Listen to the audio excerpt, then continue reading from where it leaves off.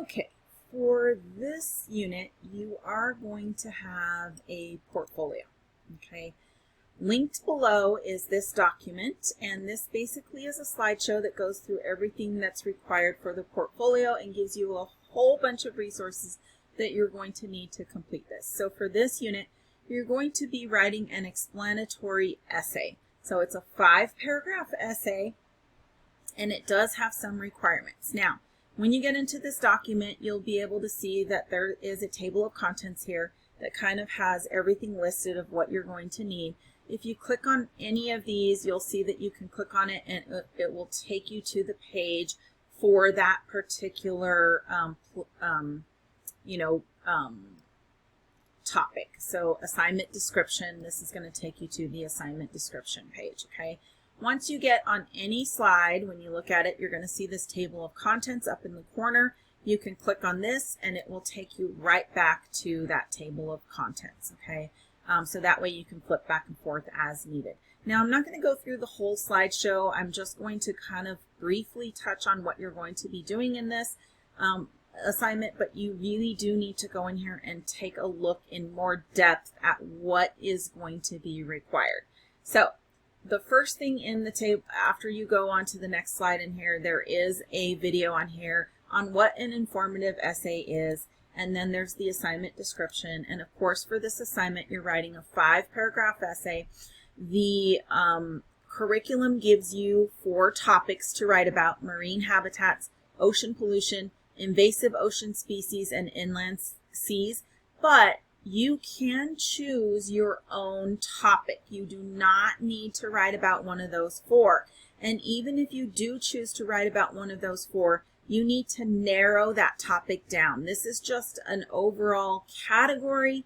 Marine habitats would be like an overall category, and you'd have to narrow it down to like one habitat, like say coral reefs or something like that. You wouldn't write about marine habitats in general. There's too much information. It's too broad. You cannot cover that in one 5-paragraph essay. You would need a lot more. You'd have to write a lot more in order to cover that. So make sure you narrow it down. However, if you were interested in something else and you want to write about it, then you can choose any topic that you're interested in to write about. But you need to make sure that you focus on, this is an informational essay. So basically, you are teaching your audience about that subject, okay? You're not trying to convince them to do anything. You're not trying to, get them to change their mind or argue anything. You just are giving information and teaching them about that subject, okay? So choose something that you enjoy learning about and then teach your audience about that subject. Now, that being said, again, this is a 5-paragraph essay. You need to have a creative title. Please don't just label it informational essay. It needs to be specific to your topic and creative, okay? Make sure you have headings for each section, an introduction paragraph, 3 body paragraphs, a closing paragraph, and then you need 3 graphics. So graphics would be things like illustrations, charts, pictures, something like that, that helps to support whatever it is you're talking about, the subject that you're talking about in that paragraph. Okay, so you need 3 of those. So I suggest that you put 1 for each of your body paragraphs in there, okay? Those need to have a caption, and then they also need to have photo credits. And all of this information is in this slideshow, and how to do those things. Everything's included in this slideshow. So make sure you click on the link below this video and check out the slideshow. Okay, you do need a works cited page in correct MLA format. Remember that anytime you have an essay, from this point on all the way through high school and college, the minimum number of sources that you need are 3. So it does not matter what class it's for, you need a minimum of 3 sources from this point on. So just make sure that you always have that when you're writing an essay. And then you need to run the Check My Work tool. This checks for plagiarism. It actually checks to see how similar your work is compared to the internet and other things that have been turned into Connections Academy. Okay, so basically you want to make sure that your percentage is under 15%. If it's over 15%, you'll need to make some edits, rerun it, and then make sure it gets under 15%. Okay, what that means is your paper is 85% of your own words and your own work, and 15% could be you know, like quotes or something else, okay, that's similar to something else. All right, so as you go through the slideshow, you're going to see there's information on different things, research, introduction paragraph. It tells you what you need in your introduction paragraph, your body paragraphs, some information on those, and some sentence starters to put in-text citations in there. Closing paragraph, what's needed in that, graphics. There's a video here that teaches you how to add your photo credits on there, so make sure you watch that. There's information on plagiarism. There's a video, some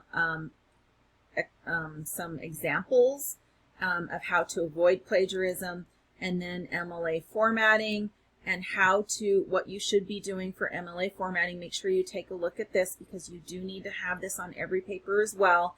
There's no longer a title page on your essays.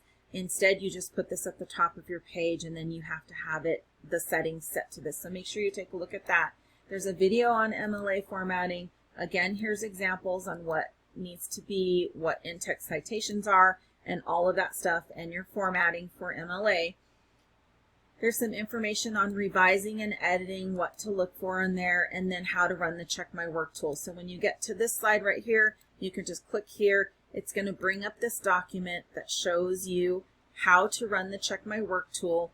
You'll go to the links on your home page, and then you'll upload your essay there, and then it's going to give you a link like this, and then you'll just click on that link, and it'll give you a report, and that report will give you a percentage, and again, that percentage needs to be under 15%, okay? So if it's not, you'll have to make revisions to it. And then the resources, there's more additional resources at the end here.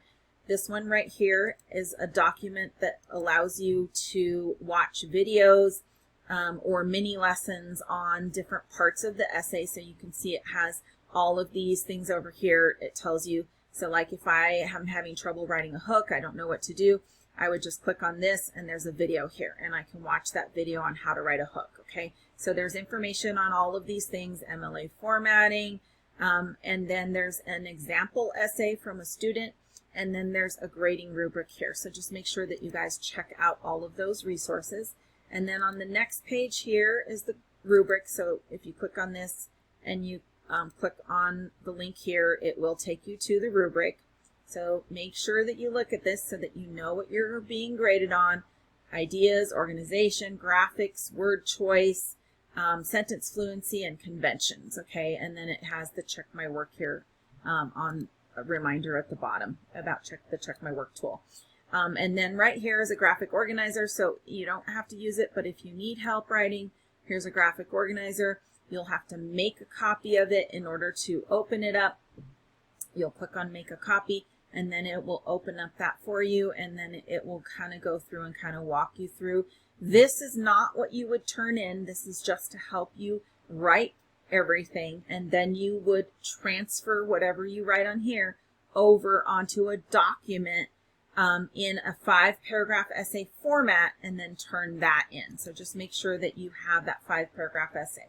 On the next page right here is an estimated schedule. This has not been updated for this year yet. I will go in and update this so that when you click on the link below, this will have an updated calendar on it, okay?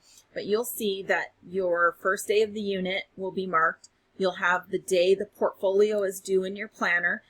You'll have a Portfolio 1, Portfolio 2, and Portfolio 3 assignment on your planner. The Portfolio 3 is where the drop box is, where you'll turn in your assignment, okay? So that's the date that this will say. Portfolio 3 will be due on whatever date is listed on here.